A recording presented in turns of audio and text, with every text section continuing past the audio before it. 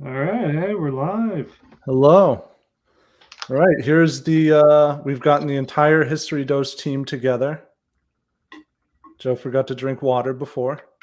We still have the StreamYard logo up there because we're using the free version right now. I don't know if the stream goes well, maybe we'll stick around and By the full thing, we'll yeah. upgrade.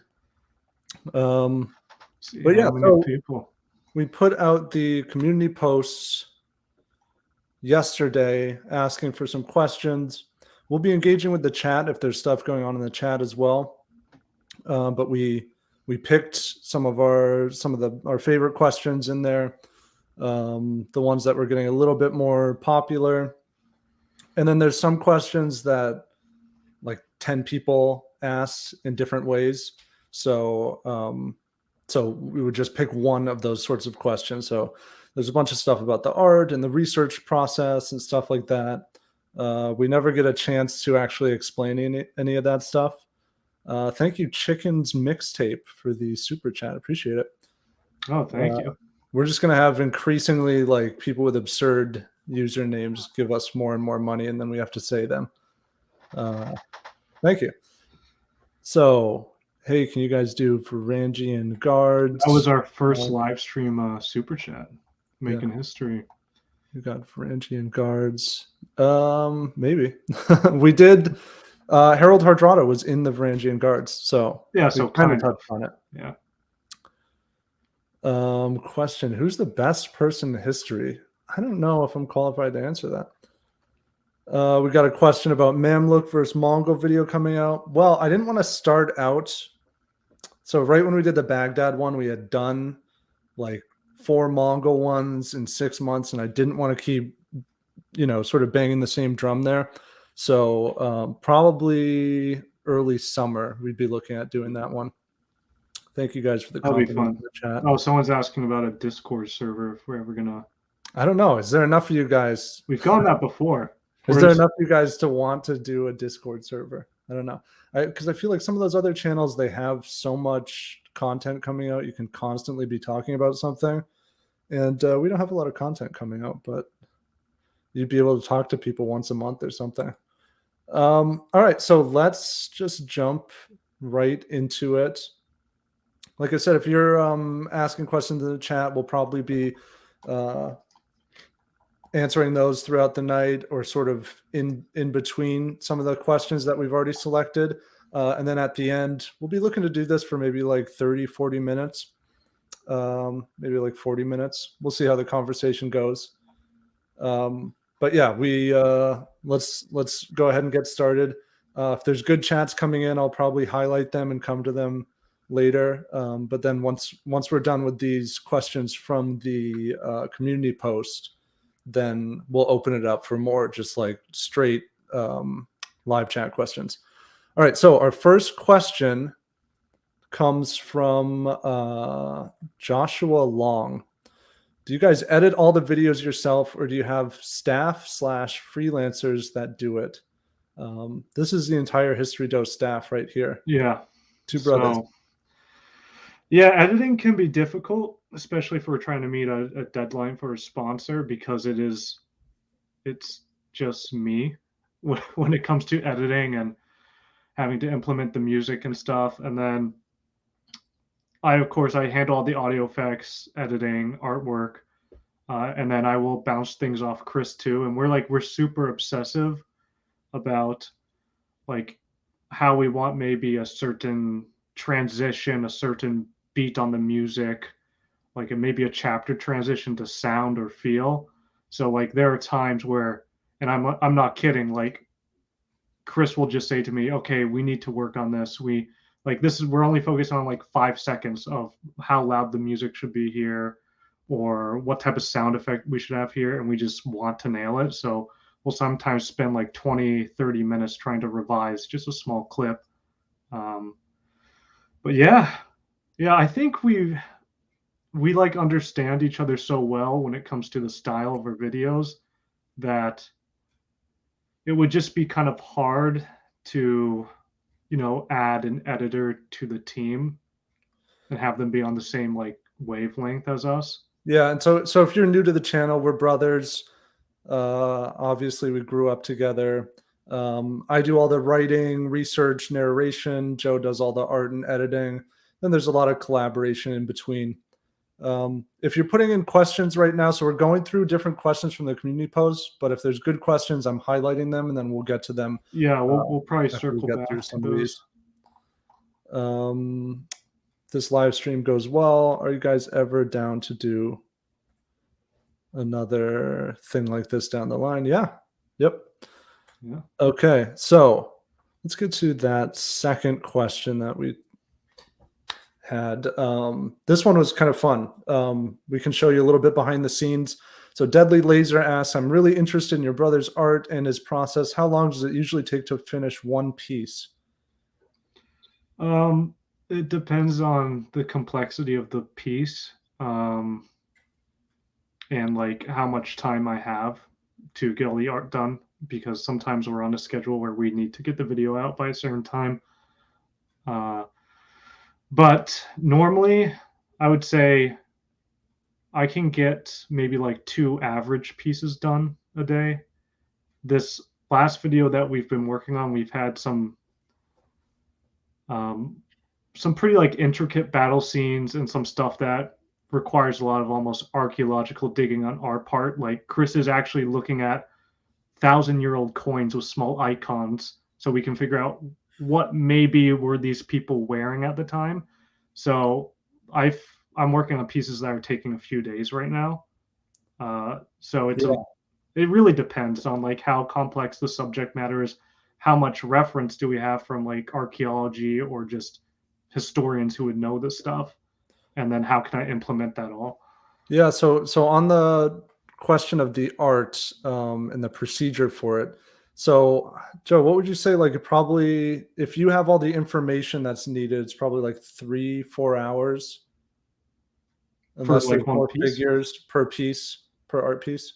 um yeah, maybe like I would say like averages 4 or 5 hours if I have everything in Yeah. front of me and I know what I want to make it look like. Well, then people just say, "Hey, you're using AI," and we're like, "No." No, yeah. uh, but to show you sort of like the crazy detail that goes into it, AI has trouble making like 5 fingers on somebody, and your, I don't know, Egyptian pharaoh will have a like World War I doughboy helmet or something. But yeah, I kind of wanted to show a little bit behind the scenes, a couple ways that the art procedure happens. So basically, Joe and I have come up with this system where we have this for each episode, we have this Google Doc, and it will be like paintings needed. And before, it used to just be like, Joe, could you maybe do like 1 or 2 paintings for this one? Now it's sort of ballooned. Like the Harold Hardrada episode 1, I think it was like something like 30 paintings, where it was just like, Yeah, something. But also at the same time, is even when I get done with the piece, often I'll go back to it. So like, say I spend 6 hours on a piece and that's my work day, I might go back to it 2 days later and say, "Oh crap, that looks bad," or I need, or like, "Why does that tower look so yeah. stupid?" And So then I'll so go the back and spend more, like 2 or 3 more hours on it. Thank you guys for the kind words in the comment. Yeah, so I'll show you. Here is one of the ones. Like I said, we get really obsessive about trying to make it as authentic as possible. So here is one of the ones that I wanted to show you guys. So this was one of the paintings I had Joe do. This was for our Mongol Baghdad episode. Now, a lot of the times you see people talk about Abbasid Baghdad. So generally this period of Baghdad history, you'll see this round city, and you'll see it in a lot of other YouTube channels too. I worked with Jack Meister, Mongol history. Go check out his channel. It's awesome. He's getting a PhD in Mongol history. And so he was like able to supply me with a bunch of different sources. And this was like some really obscure book from 1902 from the scholar who made it. And there was actually like a layout of the city, and like the tiniest details we have basically says the round city was the center part of the city, but it had mostly crumbled away, and we had these different walls at this point. And then, there were a couple names for this tower that fell on this end, like circled right there. And so when you're reading the Mongols' accounts and they say the Persian bastion fell, well, that's another name for the Ajami tower that's described in these old maps. And so we were actually able to get the exact angle of, and sort of like the best guesses as to what Mongol siege equipment looked like at this time. And so something like this with a bunch of direction and reference paintings and maps turns into this painting from Joe.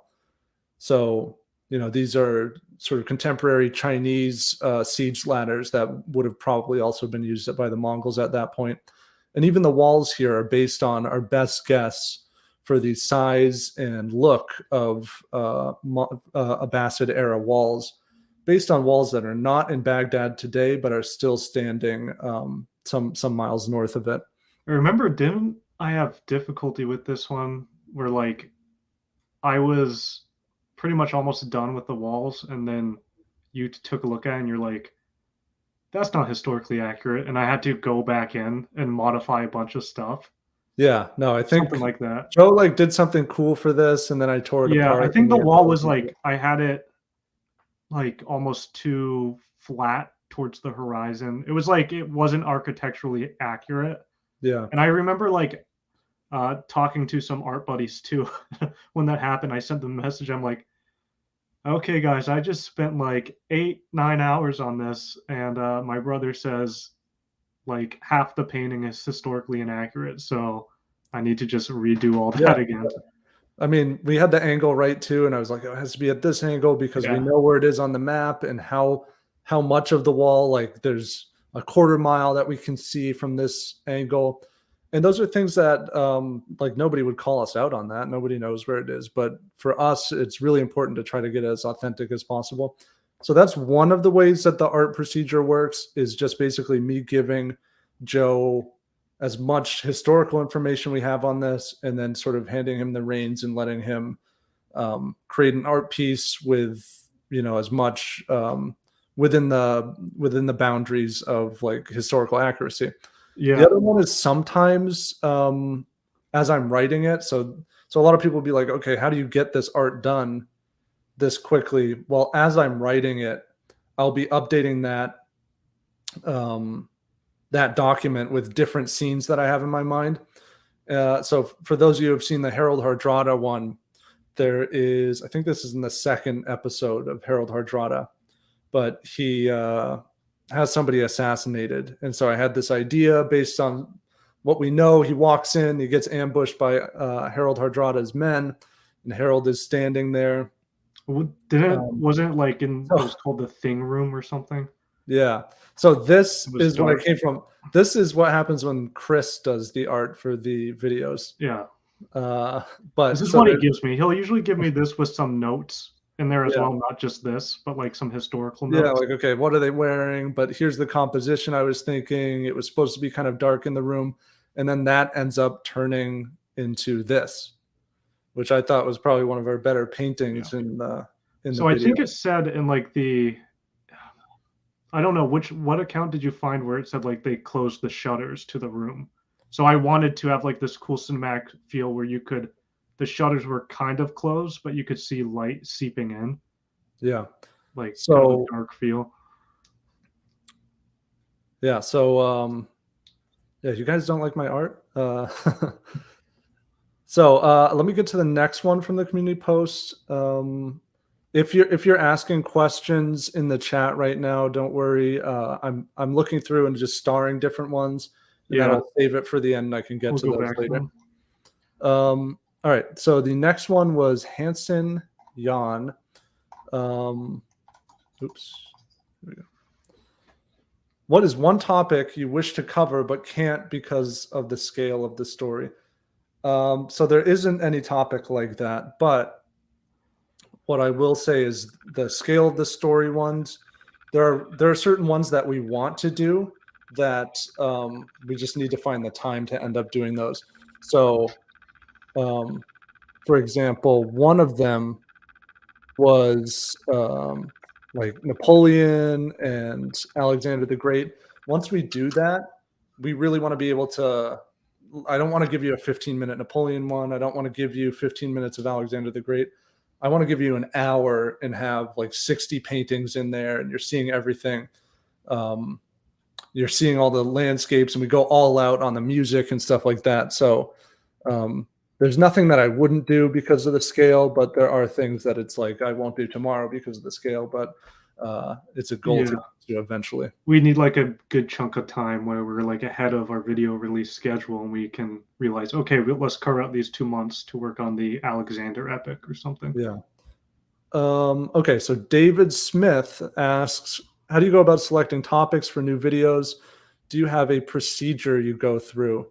There is no procedure. You can find topics just sort of, I don't know, like I'm always sort of in topic searching mode. Joe will find different things that he's interested in. I And think we I have a came up with huge, the last one I came up with, I think, was Harold Hardrada. yeah, Joe So I found the think I Harold came to Hardrada one. you because I saw, I think it might have been a Reddit post or someone somewhere online said this guy's life was like a movie. And then I just started reading through like the little historical spark notes. I'm like, whoa, this is crazy. And then I showed Chris that. And originally we were going to just do one video, but we're like, it has to be a two-parter. There's just way too much stuff in it. Yeah, so I think there's just a million different ways. We have a huge long list of probably like 100 prospective topics, and then some of them are like, okay, I want something around here, but I don't know quite the right story for that. So stuff that we want to get to eventually. And then there's certain things like if any of you saw the Haida video, that one I had been wanting to do something about another one about indigenous North American history. Couldn't really find the right topic, and then I remembered in our Hawaii Kamehameha episode, there was the mention Simon Metcalf perpetrates the Oluwalu massacre, and I had read about it, but it didn't make sense to put it in the video. But I read that he sort of like got off free, and a few years later ended up getting killed by these members of the First Nations of Canada called the Haida. Didn't really know a ton about them, so I looked into that just to see if I could maybe tie it in with the Kamehameha one, and ended up being a super, super fascinating topic, and read a bunch about it, and we put that video together.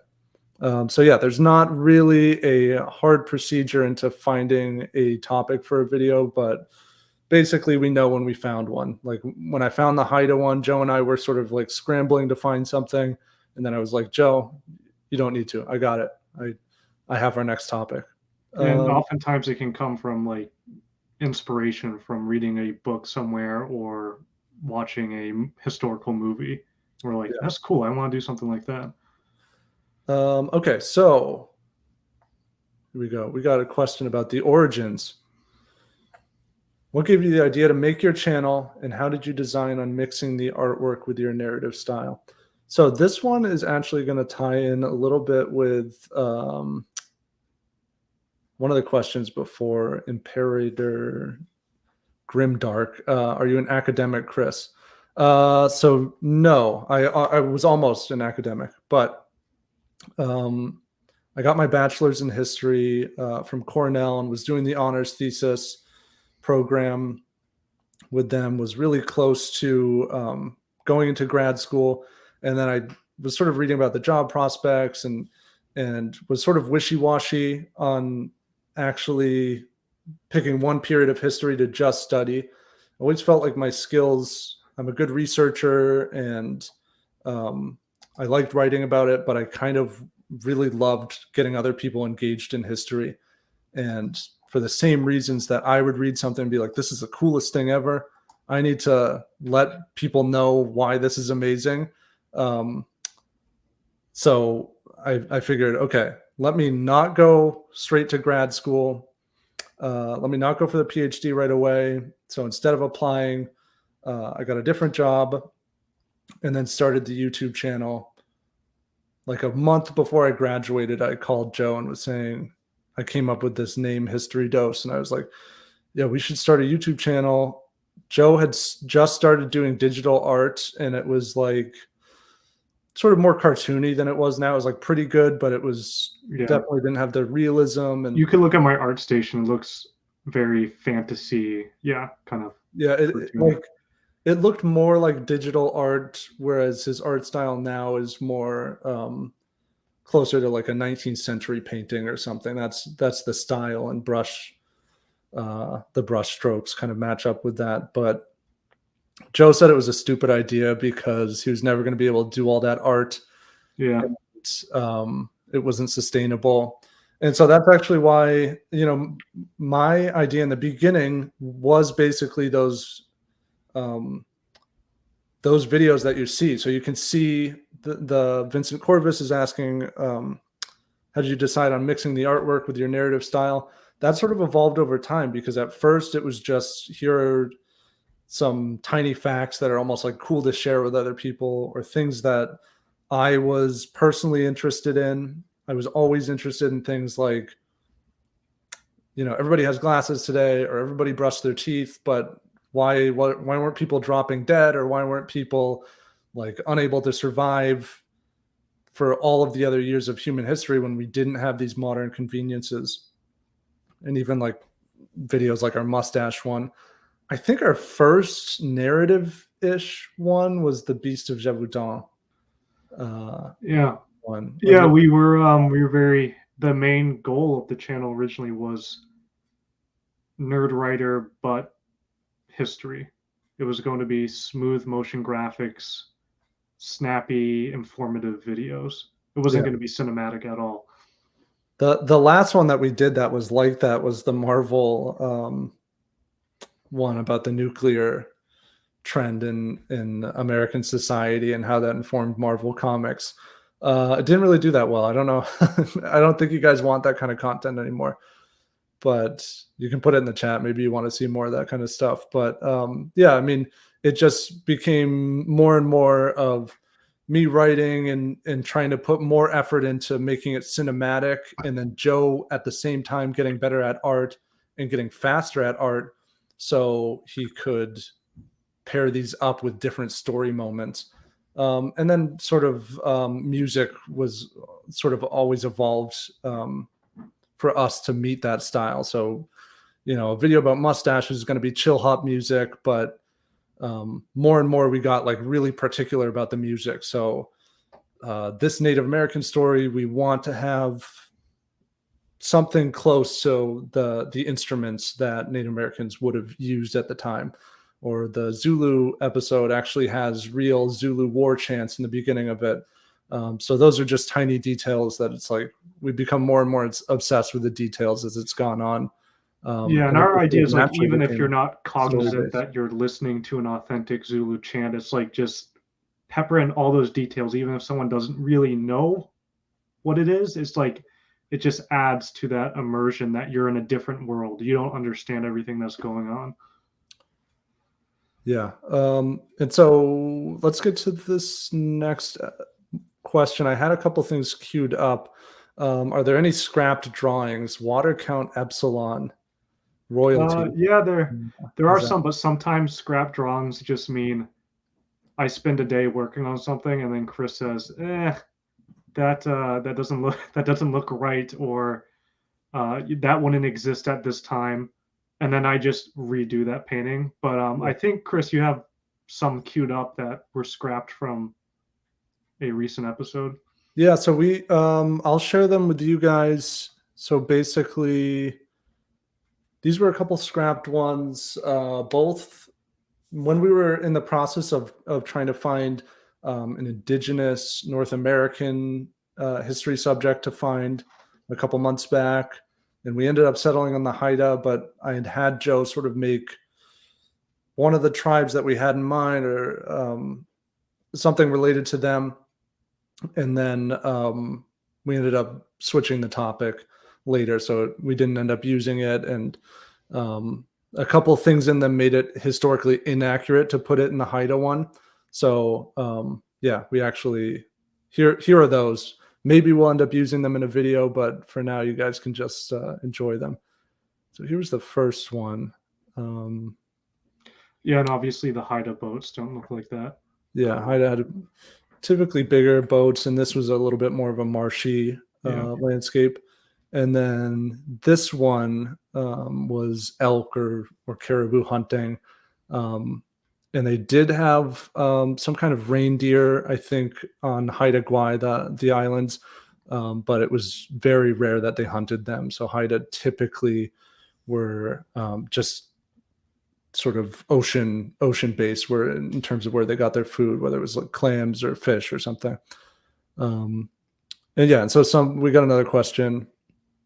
How long does it take you to complete a drawing landscape piece for a video? Landscape tends to be a little bit quicker for you because there's less historical accuracy involved, I Yeah, think. especially if there's not any architecture. Like, I think that one when we, what was that one? Oh yeah, when we're finally in England in Harold Hardrada Part Two, where there's just that little hut that I have there.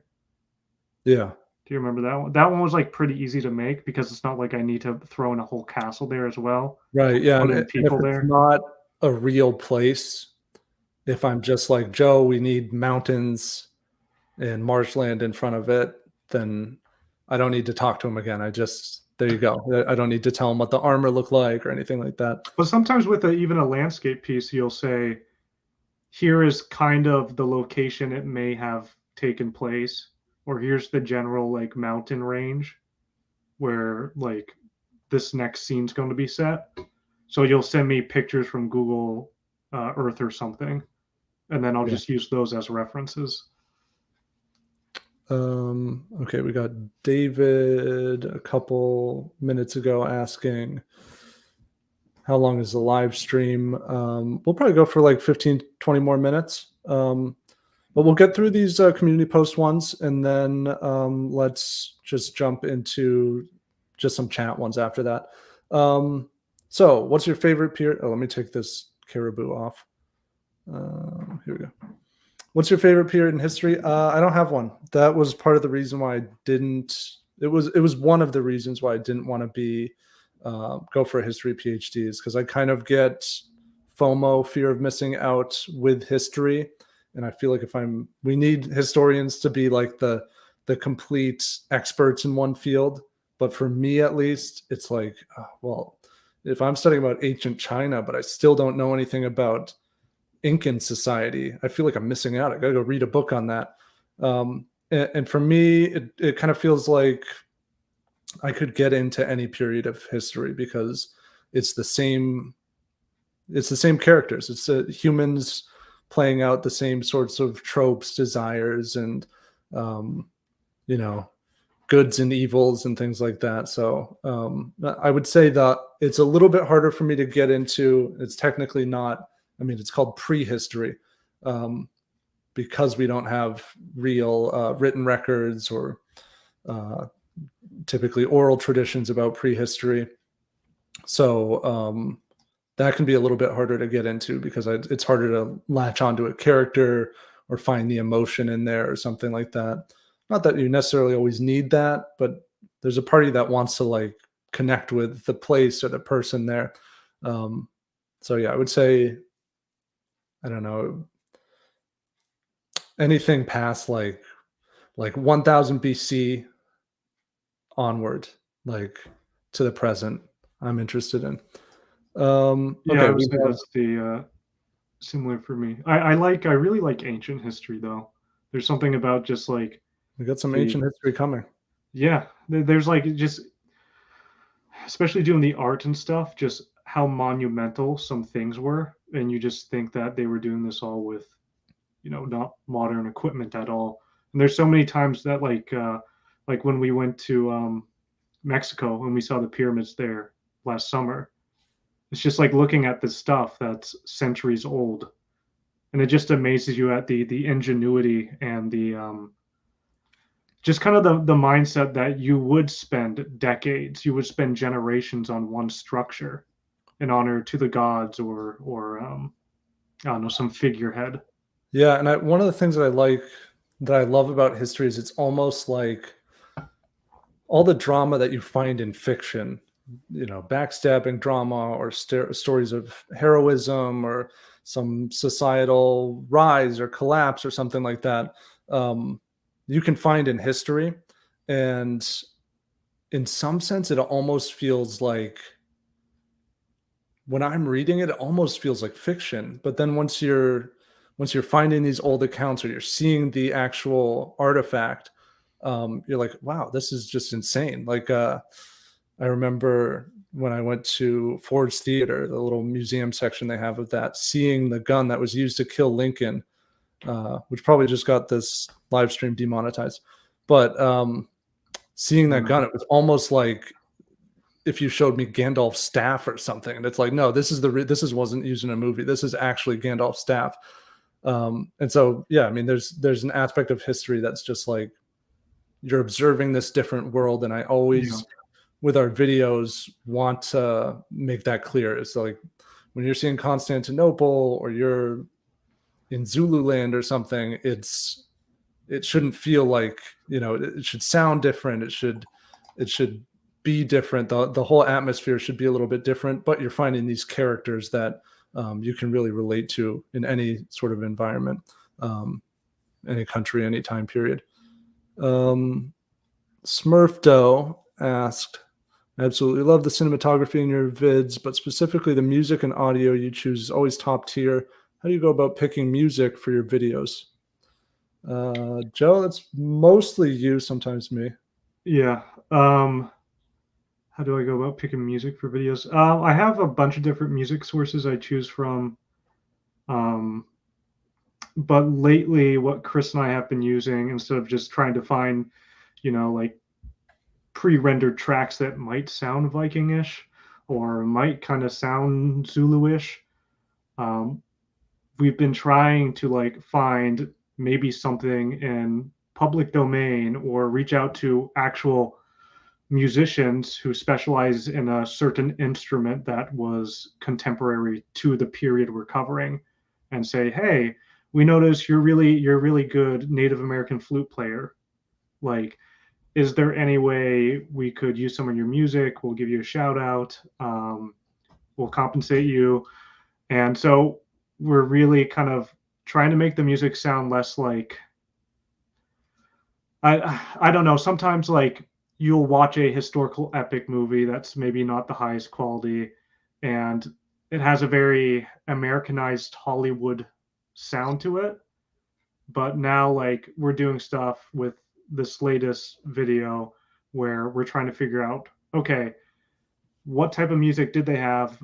And then we find out like, okay, well, that music was introduced in the 1600s. What type of music did they have before that? What did that kind of sound like? What instruments exist today that are kind of parallel to those ancient instruments? Can we find someone that uses that instrument or something that sounds like it? So it's a lot of, it is almost in a way like how I do my art. It's like a bunch of research and then picking and choosing, and the palette of different colors, which are different sounds. Like sometimes I think in the Haida one, we had a couple of like whistles and flutes that would have been reminiscent of some of the like woodwinds they would have used. And I think sometimes it kind of sounds like it's part of the song, but I have like a sound effect that's overlaid, which sounds like kind of the rustling of like bones together. Because I thought I read somewhere that they would sometimes would use like bones or woods as like shakers or something in their beats. Yeah, So and actually, doing the Meyer Lansky one, Joe and I that was fun. legitimately became fans of like depression, like Roaring Twenties Not depression era depression. music. Yeah. Like, yeah, not the Great Depression. We are not fans of the Great Depression, but some good music that's coming out there. There's some swanky old tunes, and That we was would fun. just go through and just listen to like hours of it. And actually, while I'm writing the script, a lot of times I'm trying to put myself in that headspace. And so like Meyer Lansky, I'm watching like those 10-hour compilations of 20s music or something. it's good music. Honestly, if you listen to enough of it, you'll start to love it. Yeah, and I think with even with Lansky, we wanted to make sure it was the music at least sounded contemporary to the decade of like where we're at in the story. So like 1930s, we need to use 1930s music. 1940s, we can start doing 40s music. 40s and 50s, we had that Frank Sinatra Yeah. section as well. Yeah. Yeah. Okay, so a question from one of our Patreon supporters, Adam Yang 2049. What are your favorite historical films / TV series? I was going to say I really liked just the overall immersiveness of 1917 a few years back. I love.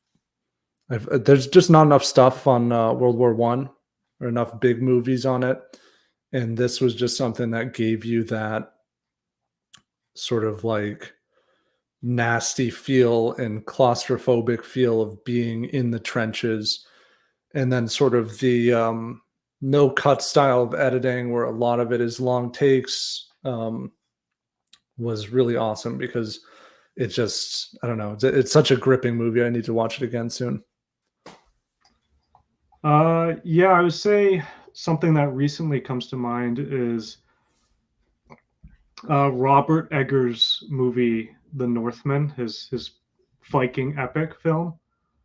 Um, I really enjoyed that, and I even enjoyed it much more on rewatch because when I saw it for the first time, it was a bit confusing because it blends almost this magical realism with the story. So at the same time, Eggers himself is so obsessed with historical accuracy, like he's making sure we have the right plants in the scenes, we that the fibers that their clothing is made of is having dye that would have been native to that region, and he's just so obsessed with every historical detail. So you get this immersive feeling that okay, it looks like we've been dropped down in, was it 8th century, right?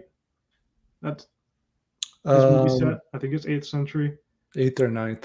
Yeah, like we're set in this Viking world, and it's as if you gave someone a camera and he's just documenting things, and that's what it feels like. There's many scenes where you feel uncomfortable because you don't know what's going on, and you realize this is a completely different world, different morals, different people. Like they have no understanding of our way of looking at the world. But I remember the first time I saw it, and Chris had a similar, feeling, was there is an uneasiness when they did introduce supernatural or weird magical elements where they just start randomly chanting in Norse, and just kind of this back and forth between, is this a dream, a hallucination? And then we started doing research on Harold Hardrada, and we became more familiar with the sagas, and we realized, oh, what Eggers was doing was he was giving us what a Viking of that time period would have imagined the sagas look like. So we came to appreciate it a lot more. Yeah, immersion. That's what it's about.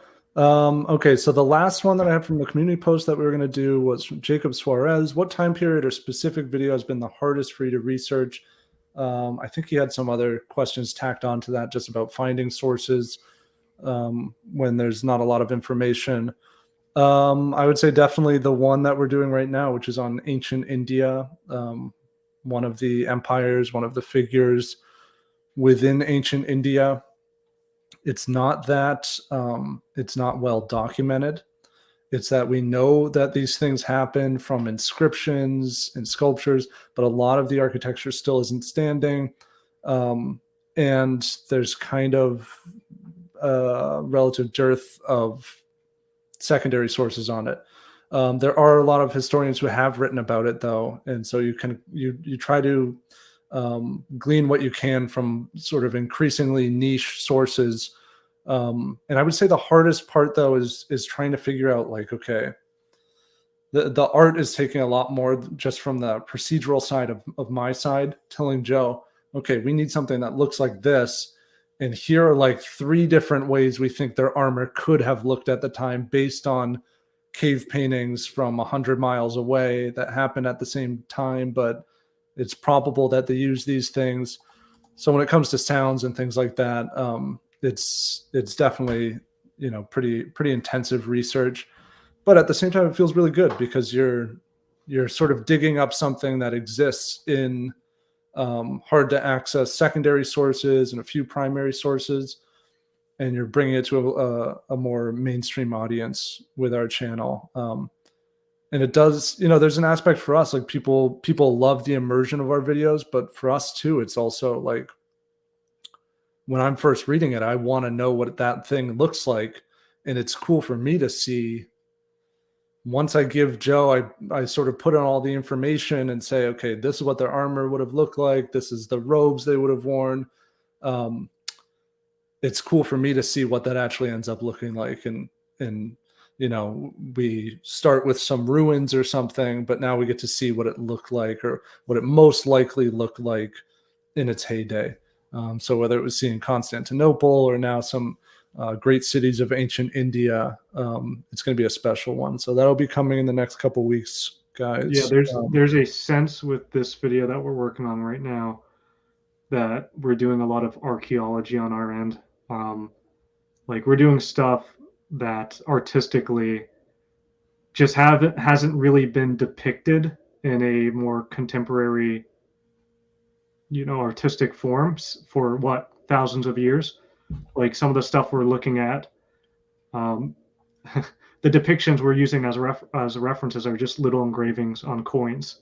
Yeah. So there's some really sometimes there's drawings of it online, but then if you've done a little bit of research, you're like, oh yeah, it actually looked nothing like that, and they did not wear that at that time.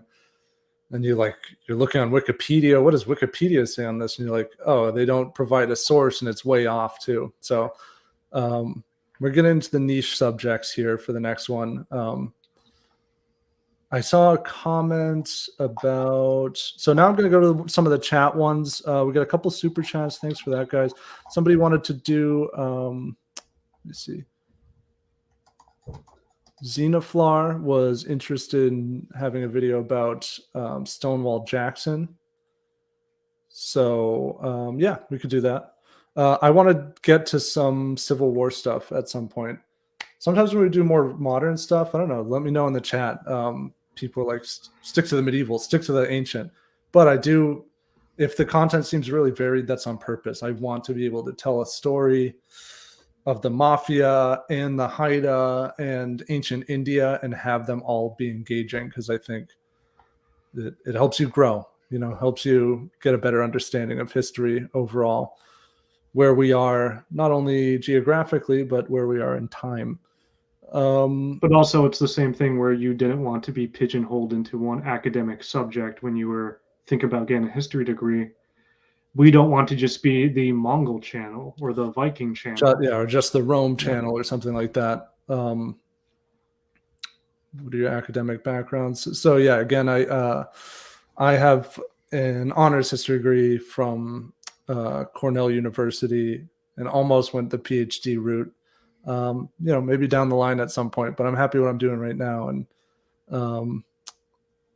we got a super chat just coming in from Deuce Lee. Sorry, just joined. Any plans to do more Mongol content? Preferably the Mongol invasion of the Jin Empire. Yeah, so we're definitely going back to the Mongols at some point. The next one will be the Mongol versus Mamluk one, just because I hyped that one up. And yeah, so at some point we do want to almost like do a soft reset of it and not redo episodes, but we kind of realized we started our Mongol series basically late into Genghis Khan's campaigns. And so at some point it'd be cool to just go back and do it. Again, I don't want to spam the Mongol button too much and give you one Mongol episode a month. I don't know if that, maybe you guys would want that, but so yeah, I mean, they're definitely here to stay on the channel though. They're a lot of fun and it's cool. Yeah.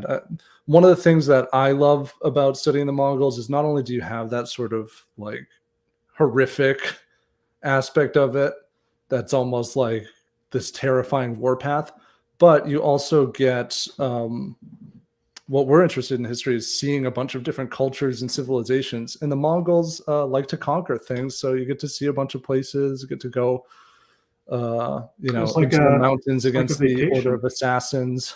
Yeah. Asphyxiation with a bit of blood. We got a couple comments about the Crusades. Yes, we will do the Crusades. Hopefully this year. We'll find a way to do it, but I think the art could be really cool for that. There's a really cool aesthetic. So I just want to get to some of these comments that were coming in as we were talking. We'll probably go for like 5-10 more minutes. Sure, yeah.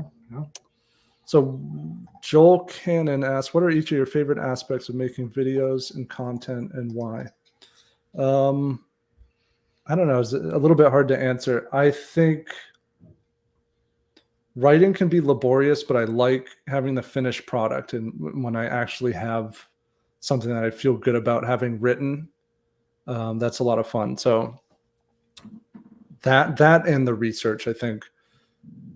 Once I'm reading a story like the Dumas story or the Harold Hardrada story, and I'm finding these different moments where I'm like, oh, Joe has to paint this, and we've got to use this sound here. That's when I'm most engaged in making the content. What about you, Joe? Yeah, I would say it's the like really crazy paintings. Like I think every episode we tend to have one painting that's our cool painting, one or two paintings. That's just like, this is the money shot. This is the big painting. Like spend a couple days on this. I really like that because then it's like I can kind of just hunker down and work on that for a while. And I would say I've come to like the sound design. And I think probably with the Mongols and definitely with Harold Hardrada is when I really got into the sound designs, especially with Harold, because I was reaching out to, as you know, I was reaching out to a bunch of, different bands and musicians that specialized in some of the instruments that were kind of Norse or Norse inspired instruments. And so it's fun to just kind of try to get that kind of really gritty, historical, on the ground feel through the sounds, through the music. And I think I think in the Baghdad one, when the Mongols come to are outside the walls and we get the big reveal and you have the horns, the war horns going off and the chants and stuff.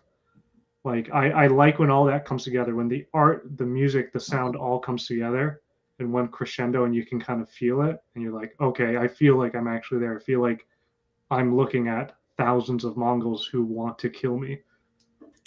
Yeah. So we have one. Some of these are quick questions we can just answer basically yes or no. Will you ever do anything involving the Roman Empire? Yes, of course. Pretty soon, actually, I anticipate we have something related to Rome. That stuff, yeah, we actually haven't done a proper ancient Roman one since the Stilicho video. And if you've seen that, a lot of people like that one, but it's actually kind of a different style. We don't have lots of the we don't have like the sweeping landscape paintings that we had now. So it'd be cool to go back to Rome and be able to see the whole legions of Roman armies. And I just recently just did a personal painting of some Roman runes as well, so I'm definitely getting I can here's Joe's ready for that. Most recent painting. This is Rome. No, just kidding. Here we go. So let me take GeoPulse now. So this one is not for any video, but Joe was just sort of doing it on his own, but it was Roman ruins. Somewhere green. Yeah. But yeah, just something he did on his own. Like I said, we like to do this. Even if we weren't getting paid, we'd find a way to do something like this. We're still working when we're not working because we like doing it. You like doing history, I like doing art. So yeah. It's a bonus that we get paid to do it now.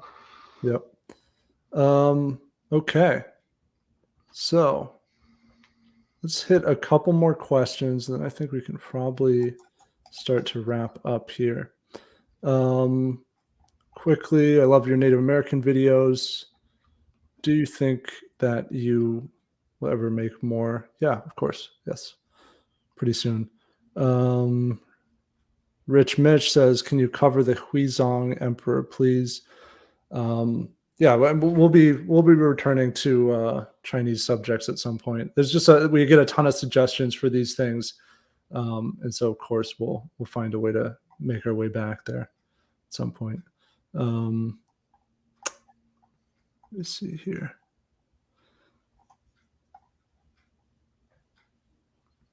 We had a question. Most YouTube channels evolved into the format that gets significant subscribers. Your format structure has stayed consistent from the start. Was this intended? I don't agree. I think if you look at our early stuff, it's way different. But we didn't do it to necessarily to get more subscribers. It was just, it was like more sort of like infographic-y in the beginning, and then artistically, it just became a little bit more fulfilling to be able to do this sort of thing. And then finally, Sean asks, when are we doing history of Middle Earth? I don't think we'd ever do that. I think that's half joking, but I don't think we'll ever delve into like fantasy history. But we did have an idea a year or two ago to do something on Tolkien, maybe a bit like a biography or something, because we're both Lord of the Rings fans. Yeah.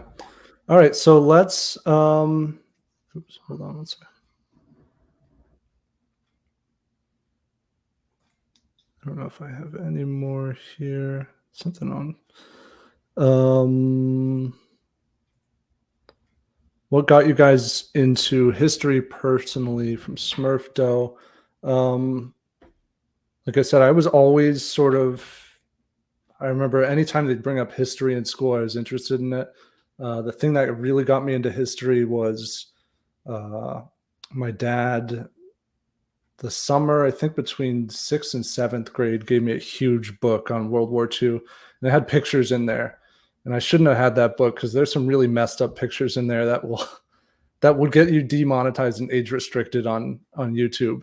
But it was like really gripping for me to just go to bed and just read for 3 hours. And I was good at memorizing dates and things like that. So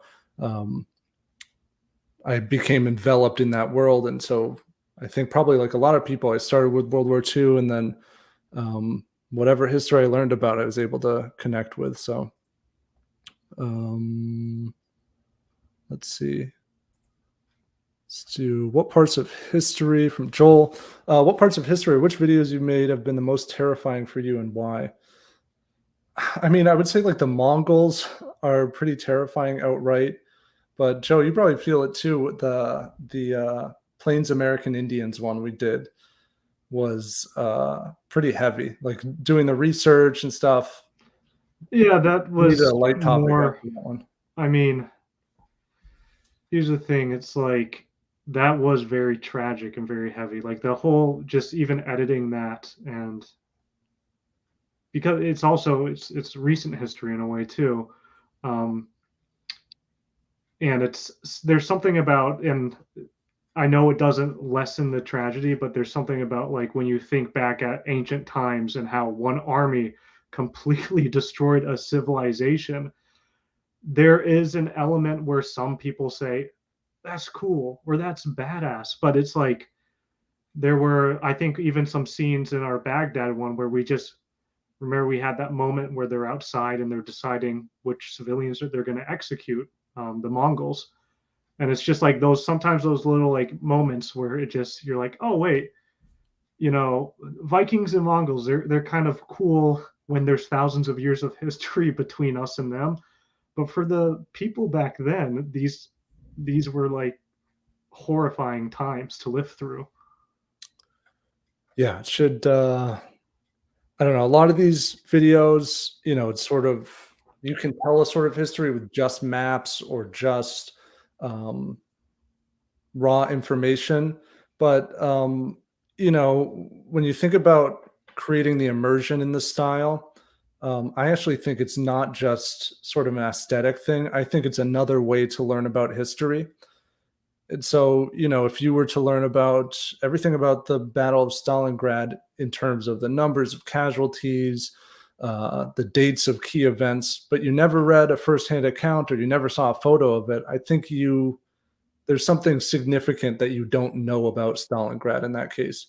And so with our videos, it's, a big part of it is to try to make it really immersive, so you're understanding, you know, how glorious this one scene was, or how horrific this one scene was in history, or just the scale of this army.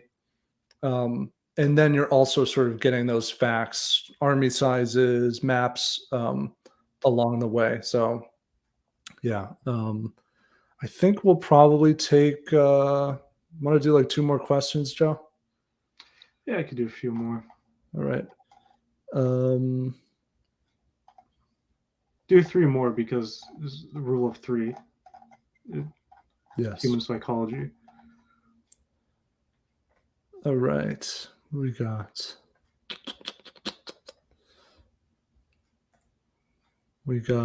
Somebody wants us to do one on Custer's last stand. So that is in our Plains American Indians one. I guess we could do one a little bit more specific. But Joe did make a pretty nice painting of Custer's last stand for that video. It's a little bit later in the video. Thank you guys for the nice comments there. Here we go. Mayonnaise bagel. I see this. I see you a lot in our comments. I appreciate the nice words. Question: enjoyed your videos on a lot of the mob content. What is your guys' favorite mob TV show / movie? Keep up the great work, fellas. When you're saying fellas, I got to say Goodfellas is just... Well, that's what kind of kicked off the whole thing. We're big fans of the film Goodfellas. Scorsese's Irishman as well. But yeah. We watched a lot of Boardwalk Empire when we were working on the Lansky one, because of course we know he kind of gets his start through the Prohibition era, and that's pretty much all Boardwalk Empire is covering, those big gangsters during that time. Yeah, and both of those actually do a pretty good job of showing you, I guess, the fun side of the mafia. Yeah. Which, sometimes you'll get comments. I think Scorsese got these same comments, but we'll just see comments in some of our videos, like the Joe Gallo one and maybe the Meyer Lansky one, but saying this glorifies the mafia. But in a way, it's actually important to understand why somebody would choose to be in the mafia. I have the full, so if you guys have seen the Joe Gallo one, that is now age restricted.